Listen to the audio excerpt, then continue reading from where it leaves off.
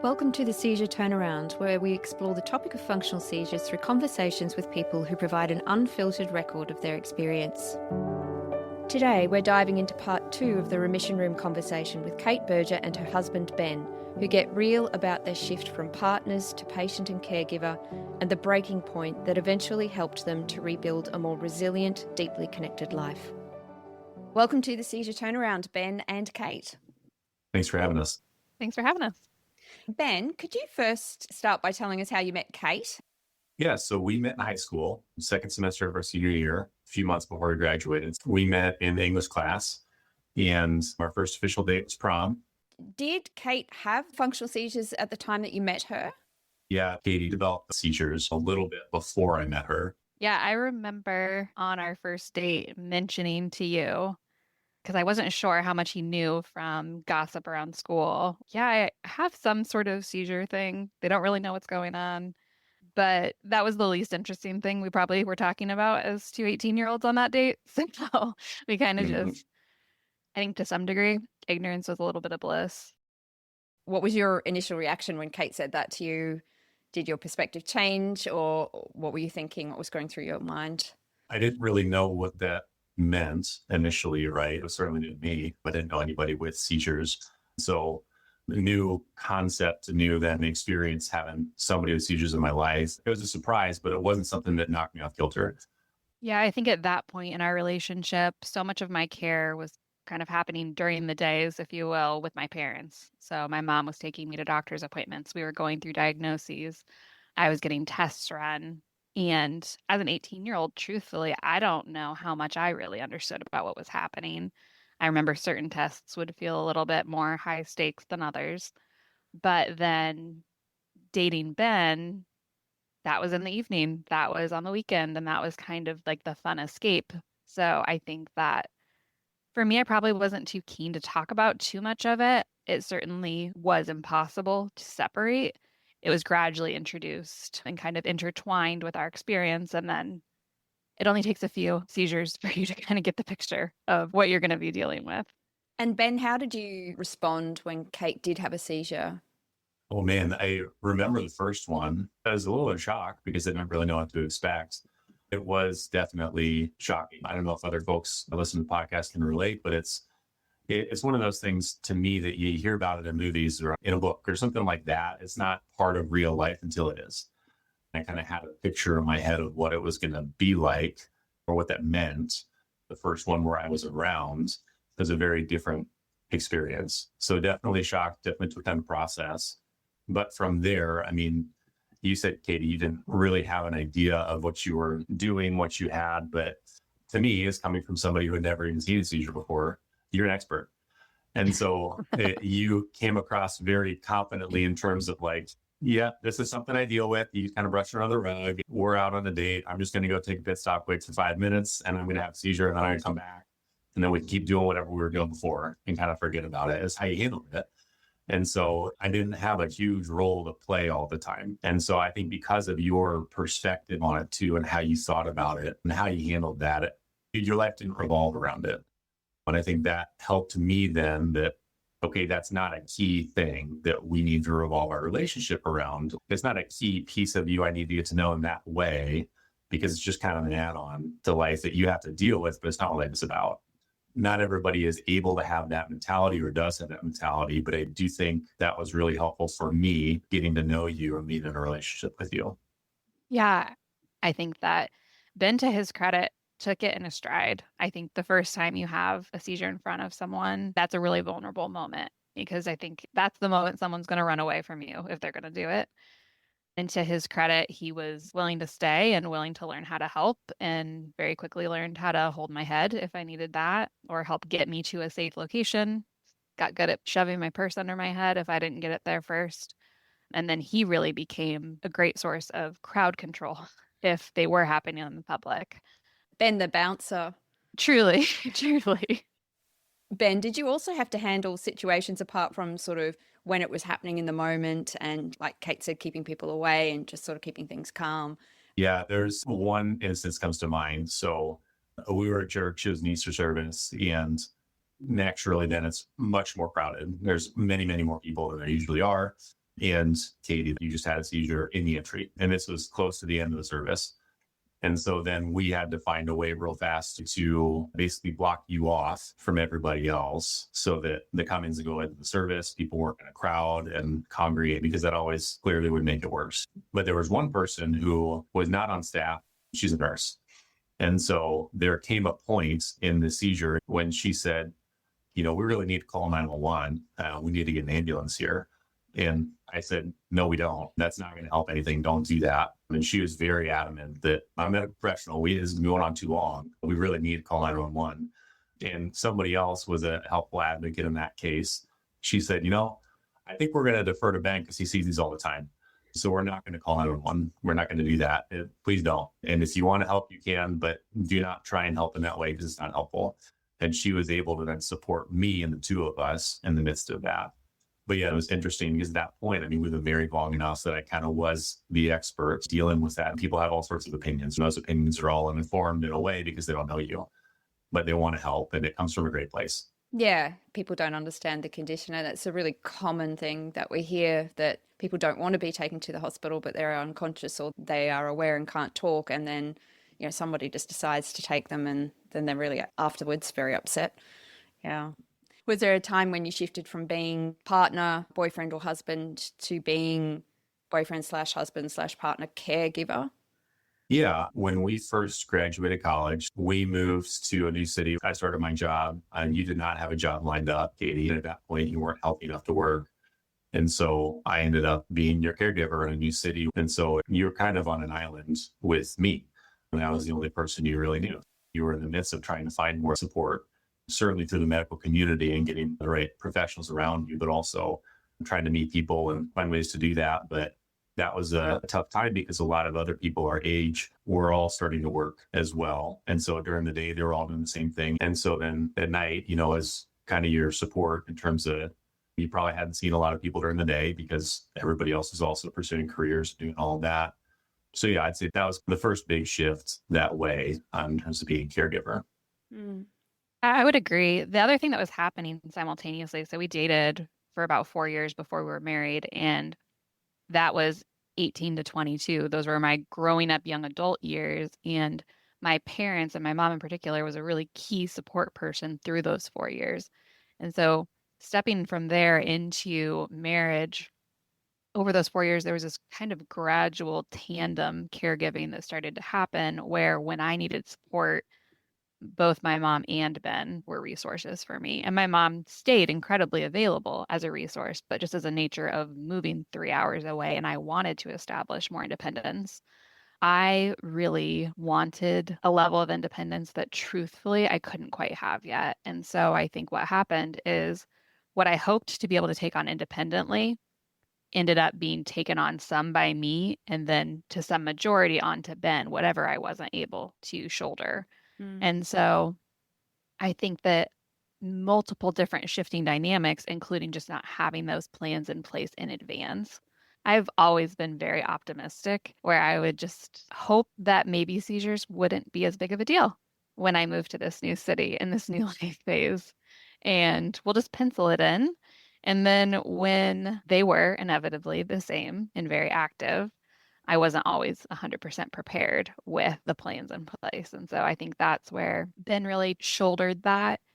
And I found myself navigating, as he spoke to, a number of different social dynamics that I really wasn't prepared for and did not know how to navigate in a comfortable way, because I've never wanted being sick or having PNES to be a real key part of my identity. And when you're answering questions like, why don't you have a job?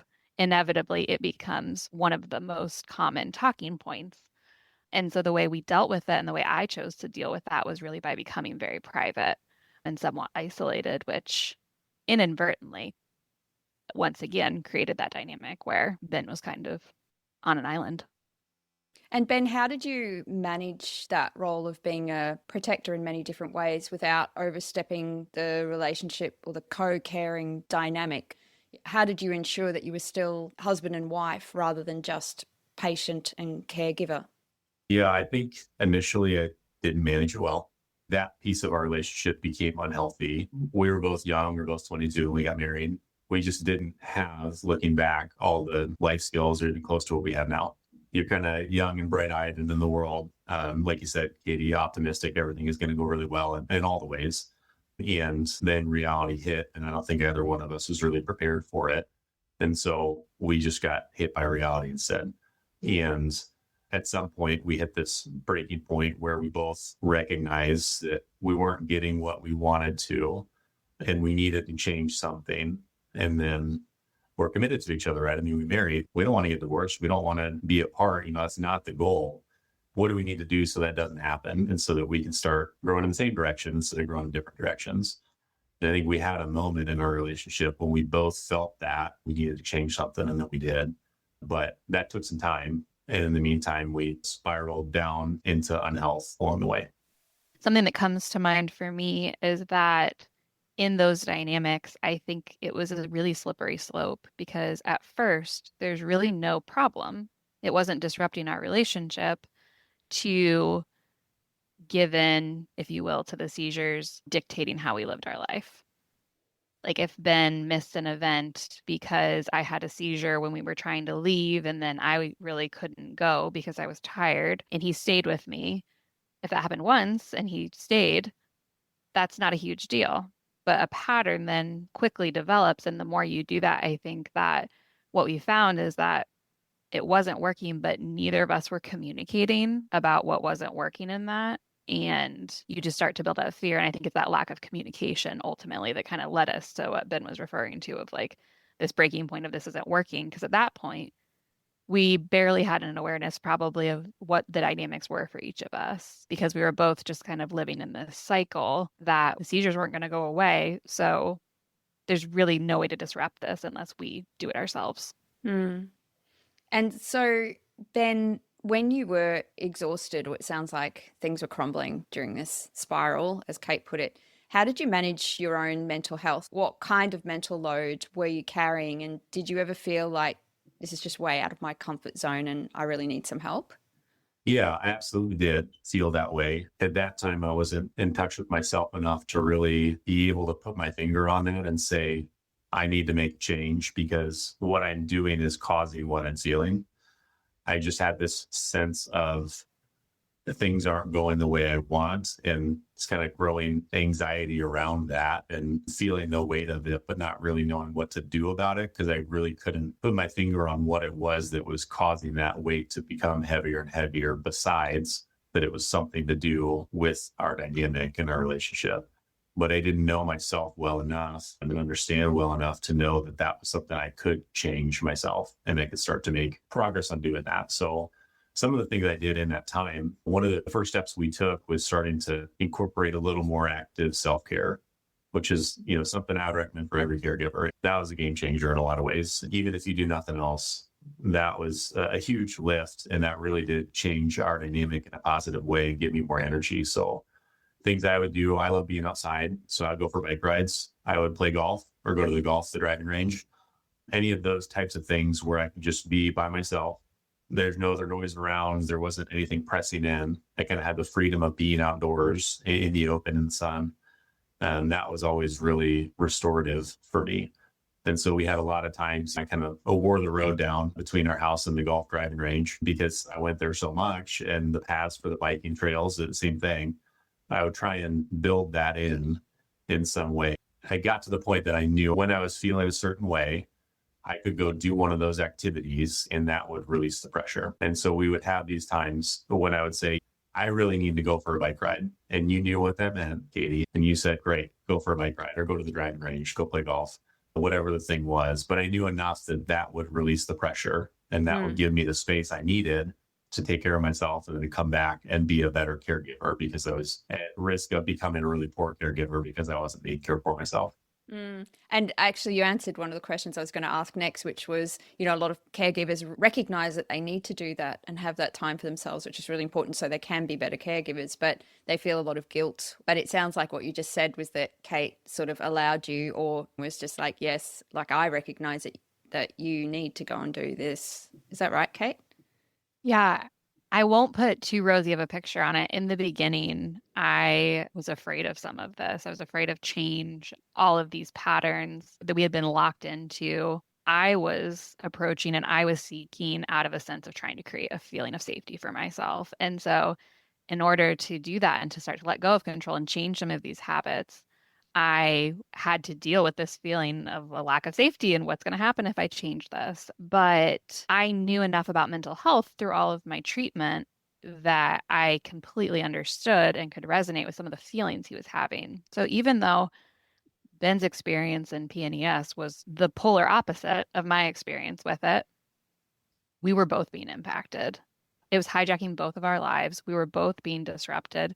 We were both in this caregiver patient dynamic that neither of us wanted to be in when we both just wanted to be equals. And so that framework, I think, of us versus the seizures helped me be able to get on board. And I've always tried my best to hold the responsibility for the seizures. I don't view them as my fault, but it is my health condition to manage and not Ben's.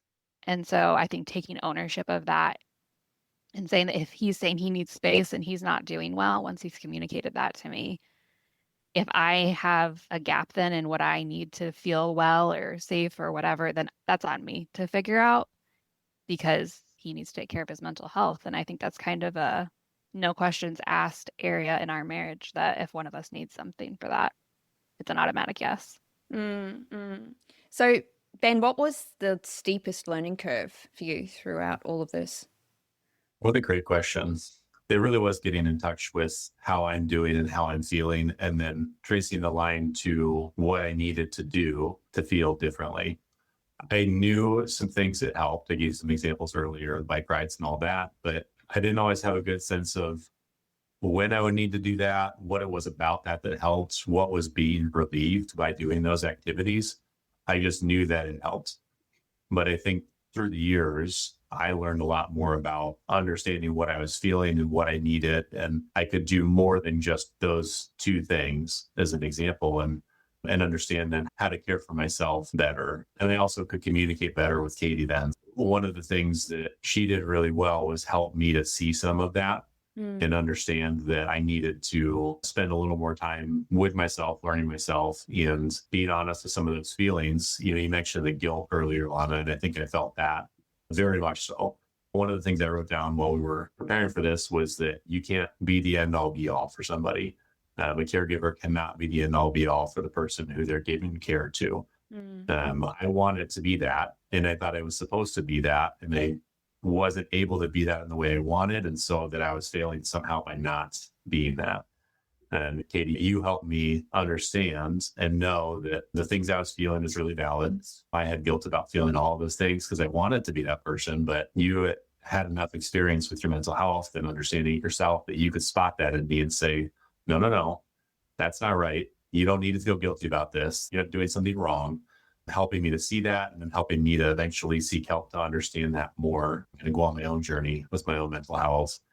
But I think that switch of knowing that there is something to look for and understanding how to find it and then what to do with it, that took a long time, very steep learning curve. And it is not something that came naturally to me. So I had to put a lot of work into it. Yeah, and I'm interested to know, what did you learn about yourself during that steep learning curve? I think I was able to release some of that guilt. I learned that it was okay sometimes to leave and walk away, even though it felt really, really bad. And I felt that I could handle that, and that I could understand that in context of everything else. And part of that context being how you felt about it, Katie, and that you wanted me to do that. You know, you saw me not doing well, and you said, I don't care what you need to do. I'm not really worried about myself. I want you to take care of yourself. And it became a two-way street, and that was really helpful. So that was absolutely something I learned a little more about advocating for myself, and that it's okay to have some needs as well, and then finding ways to meet those needs. And it doesn't always have to align with what, Katie, you need. Sometimes it's not going to. It's never going to align every time. And so you have to find a way to pick whose needs come first. And so I kind of worked through some of that and figured out a healthy way to do that and to think about it. That was a big one. A lot of comments that I hear from patients and their carers is that the carers can't work out a way to leave the house, go back to work because of safety concerns. So on a more practical level, how did you guys do this? Yeah, for my part, I would say that you, Katie, did a really good job of understanding your limitations. And I think that was one of the things that helped me feel more comfortable with that was I saw you say, maybe this thing isn't a good idea because I'm feeling a little bit on the edge. A seizure might be coming soon, or I'm feeling more stressed, or whatever the thing is. You're in a mental state where it's more likely that you're going to have a seizure. And so maybe I'm not going to go do XYZ thing. I got to see you do some of that and start to live in that way. You mentioned earlier, you didn't want to do that. So you kind of pushed through, swept it under the rug. I think I watched you become more firm in the fact that you had seizures. This is a part of your life. It's not just a blip. It's not just a side thing. It is a core part of what you have to deal with, and then start to manage things in a way that you were taking that into account. And that gave me more freedom to then step away at different times. I knew that you knew how to find a safe place. One of the things that was really important was that we had a conversation at some point about, I'm really the main source of care for you. And that's great. I absolutely want to be, but we also need to bring some other people into this situation. I need somebody I can call if you're really doing poorly and I need to step out. I need you to be able to call different people if I'm in a meeting at work that I can't get out of, or I'm out of town or something like that. I need you to have somebody else, a support system that you can rely on so that I know you'll be okay. And that you mentioned earlier, Katie, you were very private as a way that you dealt with this. And I think over time, one of the ways that you helped me was you loosened up the reins on what you were willing to share versus keep private. And you brought more people in, and that gave me more freedom to then be able to do some other things and know that you were taken care of if I wasn't there to help. Wow. That sounds like it was amazing on your part, Kate, but really, really difficult. It was incredibly difficult. I think that perhaps a lot of people would be surprised to know that I've written 2 books about having PNES, and yet so few people in my day-to-day life knew about it or at this point know about that chapter in my story. It's for so many different reasons, and privacy played such a role, a different functional role through my whole journey. And pride was also sitting right along there. I think Ben talked about, he's like, I'm happy to be your support, but you need to have some other people you can call. Sometimes I was using Ben as my only support, not because I expected him to be my end all be all perfect partner, but because if Ben was the only one I was using, then I got to keep up the appearance of independent self-sufficiency. And so what was happening within the privacy was me being able to protect this image I wanted of self-sufficiency. I was so afraid of the stigma that gets attached to particularly women with physical and mental health struggles. I'd faced so much skepticism about what I had and the attention-seeking nature of that I essentially overcorrected into privacy and this appearance as much as I could of self-sufficiency. And so I had to be willing to set down some of that pride and let in a few more people. And it brought so much more health to our relationship. You can see how even just in that single dynamic, there was such a miscommunication happening between the two of us. I've been feeling so guilty for having his own needs. And it's not even because I needed him in a healthy sense. It was pride. And so we both had a lot of growing to do. That's so interesting. And Ben, was there any advice that anyone ever gave you as a carer that you didn't take? People advised me at different times to find the different types of community that I ended up not thinking would be very helpful. So I mentioned we go to church. One of the common things that was part of that was that men need male companionship around them, male friends, all of that. Women need that as well as women. And that can be really important. But I had people telling me, you need to have other guys in your life, other men you can talk to about this. And I was like, I really don't think that's true. I need people I can talk to about this. And I need people ultimately who are part of them was people who are trained professionals who can help me work through some of this. There was certainly family support. I did have some close men who were friends of mine that were great support, but I think it was more helpful in a way for us to have other couples who we were really close with, and we could both lean on them for support in different ways together. That was a much more meaningful thing for me than finding my own support separate from Katie Right. and then trying to somehow bring that back and have it be everything I needed it to be, when realistically, those people didn't know Katie as well or at all potentially. And so they just didn't understand her, and they didn't understand us, and they didn't understand what we were going through. When we could find that support together, all of those things came together in a much more helpful way. So you guys went down that path then of seeking professional support? Yeah, we each found our own counselors. We transitioned into both of us also going to somebody together. And then I started seeing somebody on my own. And that was that progression I talked about earlier. It really took me a long time to realize that I had some work to do and that I would benefit from that myself. Part of it was me going to couples therapy and seeing some of the things that came out of that, and recognizing, as much as you want to shift blame, we all do, right? I do have a part to play in this whole thing. And I could make the situation better by investing in myself and investing some time here separately. And that would benefit us together as well. I think I realized that as we were going through that process, but I was kind of the last one in the party there. I think that there are some kind of scripted solutions and suggestions that get made to couples who have this type of dynamic. And I think that for us, a lot of those didn't really apply. Like, to Ben's point, what helped was us doing things together to some degree so that people could really get to understand what my diagnosis was, partially because it's not well understood, but to see our dynamic and see how we interplayed. You can make so many assumptions when you just hear someone has a health problem, or, your husband is struggling with X, Y, or Z, that leads you in a completely wrong direction. And I think that it was really getting that tailored advice that made the biggest difference for us. Well, on that, I want to bring up quite a provocative question.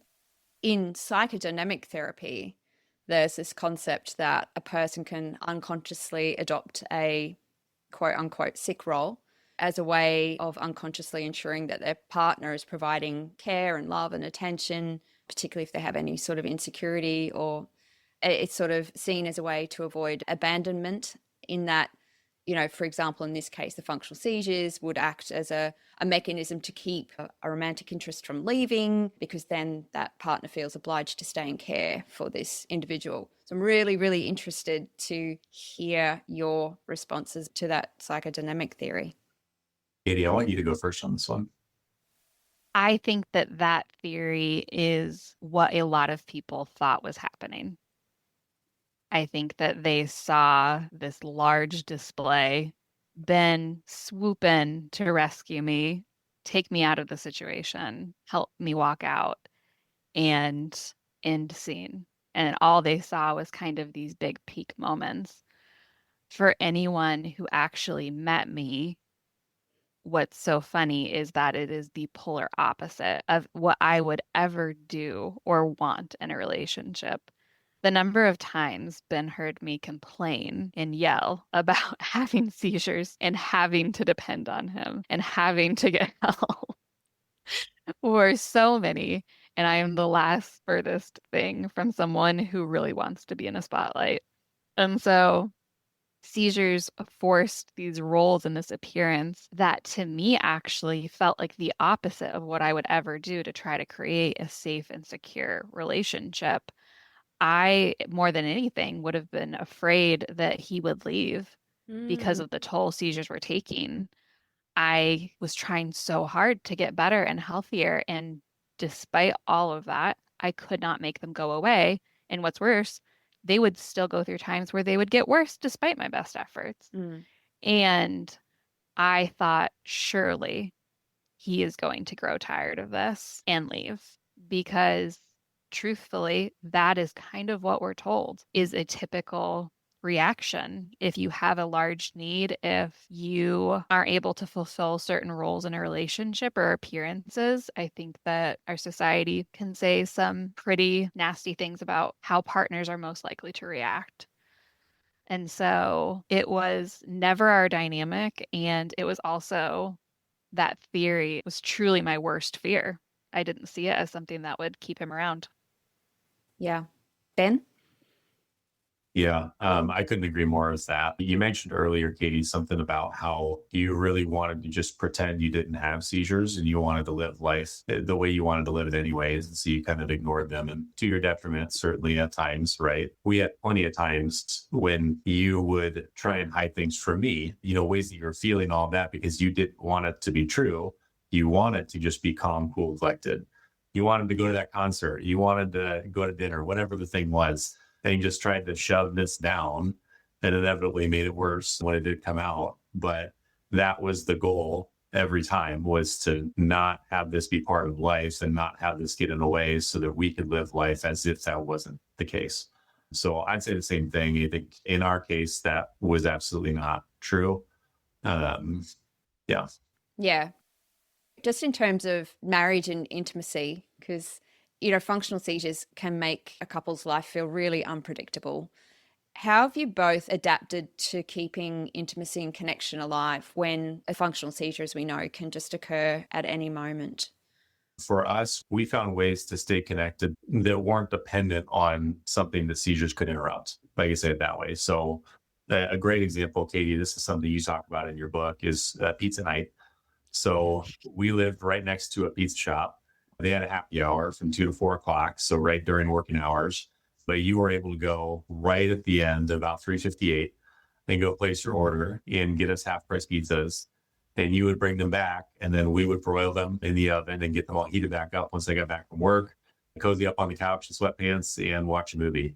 Nice. We would do things like that. We'd stay connected, physically connected, right? We're on the couch together, we're touching, we're experiencing the same thing.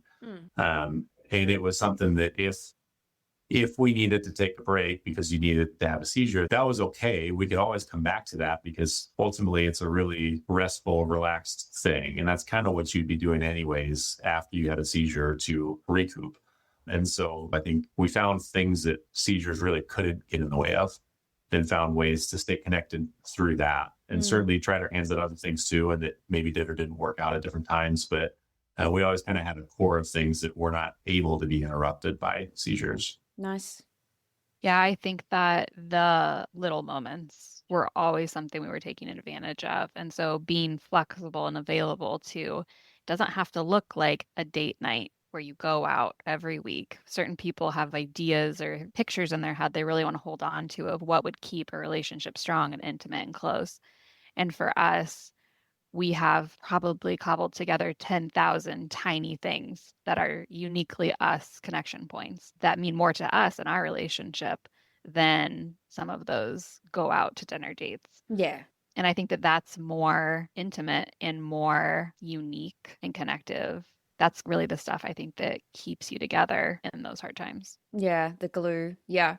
And Ben, what do you love most about Kate? Wow, that's easy. Katie, you're just a firecracker. It's great in all the ways. You live life the way you want to live it. Everybody else be damned. I don't know if I can say that on the podcast, but here I am. You just do what you want to do. You march the beat of your own drum. You live life very loud. I think that's one of the ways that we complement each other really well, is that I have a harder time expressing and showing my emotions than I always have. You wear your emotions on your sleeve and you try not to express them, and that is tough for you. I love that about you. I just see the joy in life and the pain too, right? All of those things, but the way you're able to see that, to express that and have that be part of life and be vulnerable in some of those ways, it's just such a full way to live. And it's very clear to me that you are living in that way in everything. How do you feel hearing that, Kate? Oh, it's so sweet. I feel so endeared. And also, yeah, it's always good to know that my firecracker tendency is coming through. And Ben, what are the most significant changes that you've noticed about Kate since she went into remission all those years ago? Or is she just the same? No, you definitely are different, Katie. You're much more self-assured as you get close to the start of remission and seizures going away. I think one of the things that I noticed, and you talk about this in your book too, but you came to this place of accepting the fact that you have seizures and that they're part of life, and that it's not something to build life around, That's not the goal. The goal is to find a way to incorporate those as a part of normal life, and then find a way to keep on living and keep doing the things you want to do and not let it dictate how you live your life. And then as you went into remission, I've seen more and more of this ability for you to do what you want to do and live life the way you want to live, pushing the places you want to, but also be very fine, not pushing in some places that either people would expect you to or want you to, or maybe you want to, but you also recognize that's not something I really want. That doesn't really take me where I want to go. And so I'm going to feel comfortable enough to pull back on that and not do that thing, even though it'd be so easy to push towards that and everybody would understand and it would feel good, but it's going to take me to a healthy place. And so I'm not going to do that. You have that self-knowledge and you have the assurance to just go out, and if there's something you want to do, you got to take life by the horns and you go do it. I've just watched you more and more be able to take hold of all of those things and live life the way you want.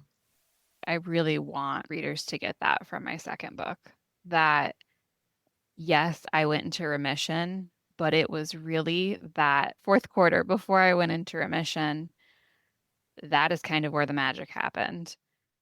I was growing in confidence. I had come to acceptance. I was figuring out how to build the life I wanted in the midst of having seizures, and determined that while it was going to alter every single thing, it was not going to take away anything I wanted in my life.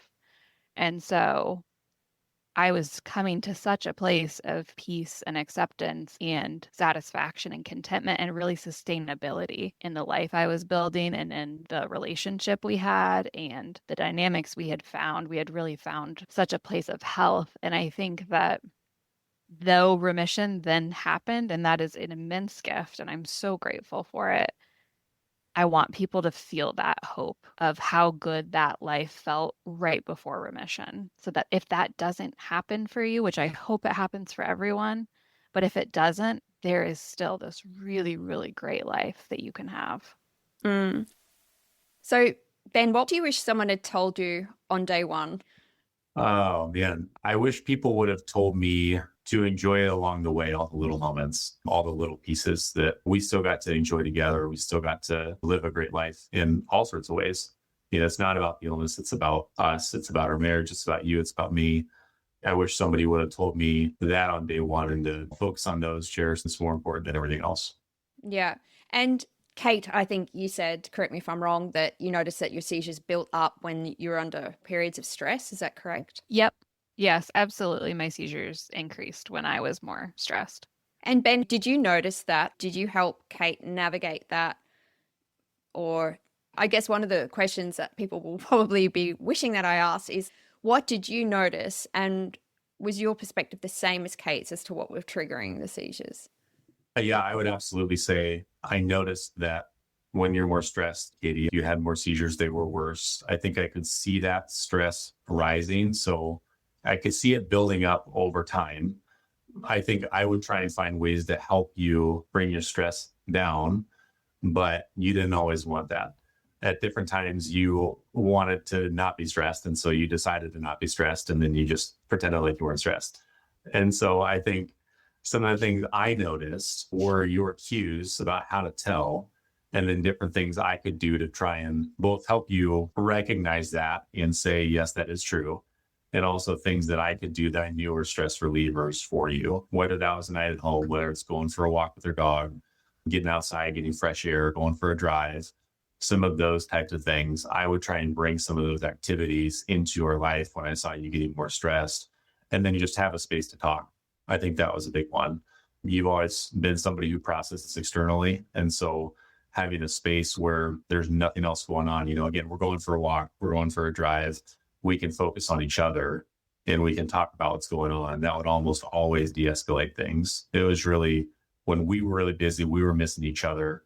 Life was crazy. That was when things were worse and we couldn't bring the level down because we didn't have the space to do it.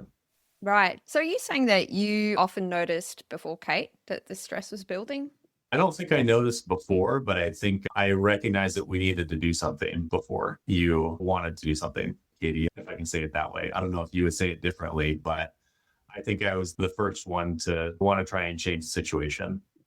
I think that if the listeners haven't gotten the picture yet, I can be quite bullheaded.